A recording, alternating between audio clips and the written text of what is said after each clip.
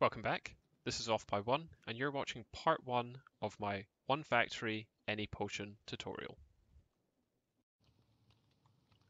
Okay, so to show off some of the modularity that I mentioned earlier, I'm going to deviate slightly from the design over there, in that I'm going to use two creative motives. The water wheels that you see there work perfectly fine if you're only using two basins. However, if you expand to more basins, you will need a more powerful rotational power source if you want to run at the high RPMs, which for compatibility with the timings I'm going to show here, you'll need. So to get started, we will use a 4 basin design instead of our standard 2 over there. And the only difference with this is that you have to expand the pipes. Compared to the 1 basin design or the 15 basin design, functionally no difference in how you lay it out. Just add a couple more pipes, add more basins, add more blaze burners, add more mixers. Everything else exactly the same. Okay, with that out of the way, let's actually get on to placing this. So to start off, you're going to place 2 mechanical pumps, like so. You then want to place a cog here, another cog here. You then want to grab a clutch so that you can turn these pumps on and off.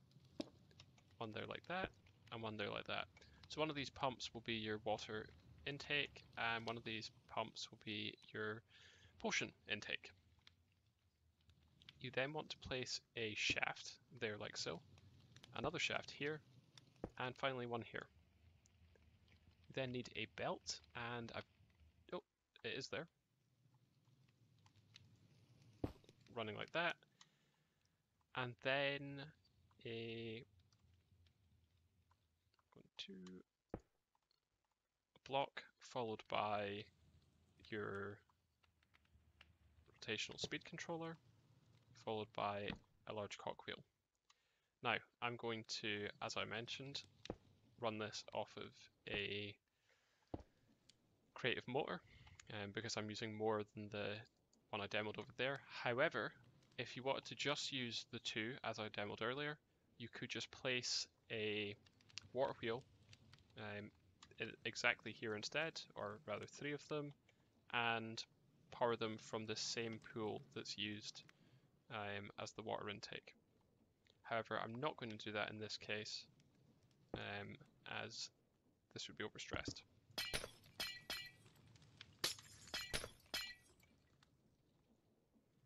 So we'll just fill that up like so.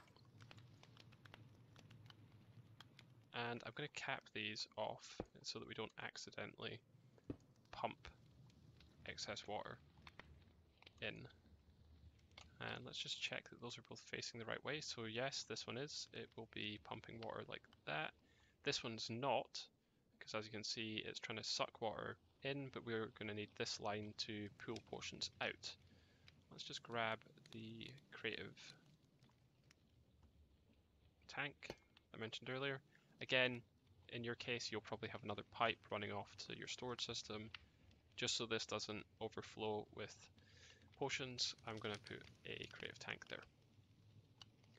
We then want to run this at 192 RPM.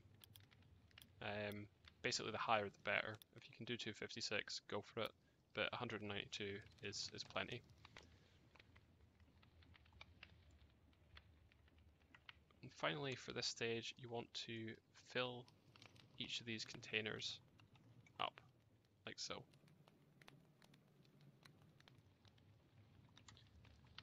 Okay, so the next part that we need to build is the control circuit for this. The control circuit's actually pretty simple.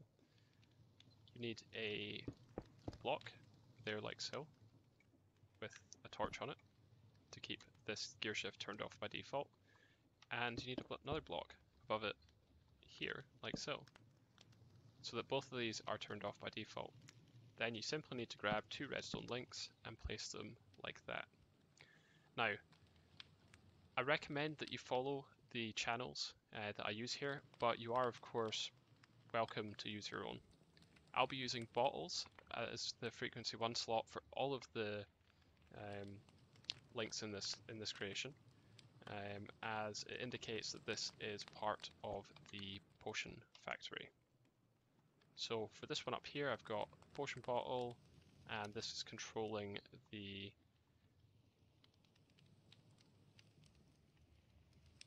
potion extraction. So we're going to use the empty bucket, and one below is controlling the potion pumping, or the water pumping rather. So we're going to use the full water bucket. So one is to empty, one is to fill. I just want to double check that I have got this controller around the right way. So to do that, I'm just going to quickly break this torch, double check that, no, that is the wrong way. So to fix this, just simply slap it with a wrench and that'll flip it so that it's facing the other way around. And then we can check that it's spinning the right way by turning it on and seeing which way the arrow faces. That is fine like that now.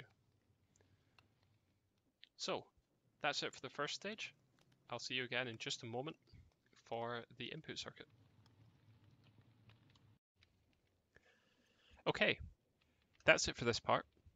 Before we finish up, I just want to point out the links in the description. You'll find part 0, the demo, along with parts 1, 2 and 3 of the tutorial there, along with links to the schematic so you can try it out for yourself. If this video has been in any way useful, please give it a like or drop a comment. As you can see, this is still a very small channel, and every little bit helps. I won't pester you to subscribe here, but do consider checking out my other videos. I try to upload at least every fortnight. Thanks for watching, and I hope to see you again in the next one.